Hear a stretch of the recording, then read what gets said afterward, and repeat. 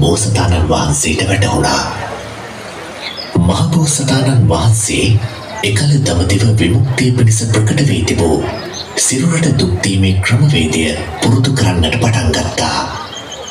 දිවෙන් උඩුතල්ල තද කරගෙන දත් වලින් දත් ගටාගෙන අකුසල් බැහැර කිරීමට දැඩි අධිෂ්ඨානයකින් වීරිය කළා.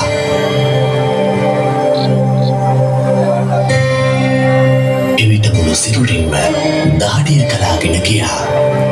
තද හිසරදය ඇති වුණා.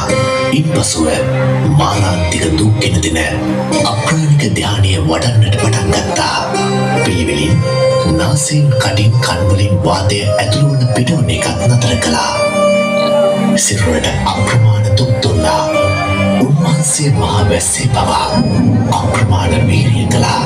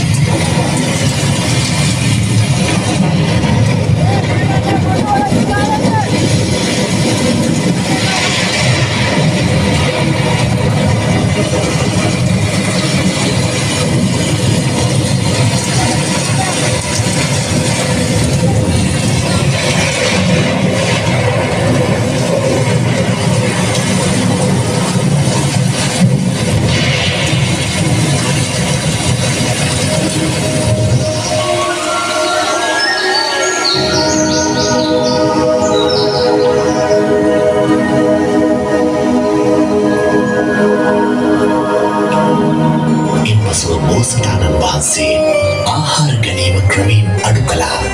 අවසානයේදී සම්පූර්ණයෙන්ම ආහාර පාන ගැනීම නවත්වන්නට තීරණය කළා. එවිට දෙවිවරුන් මෙසේ පැවසුවා. ඔබ වහන්සේ ආහාර පාන නතර කළොත් අපි රෝම කූප වලින් දිව්‍ය පෝජස් ඇතුළු කරනවා. එවිට මහබෝසතාණන් වහන්සේ මෙසේ කල්පනා කළා. දෙවියන් එහෙම කළොත් මගේ අධිෂ්ඨානය බොරුවක් වෙනවා. ඒ නිසා දවසකට හාල්ලටයක් මුංගටයක් හෝ කඩල දැම්බූ ඉස්මූකුරක් වළඳනවා. බෝසතාණන් වහන්සේ වසර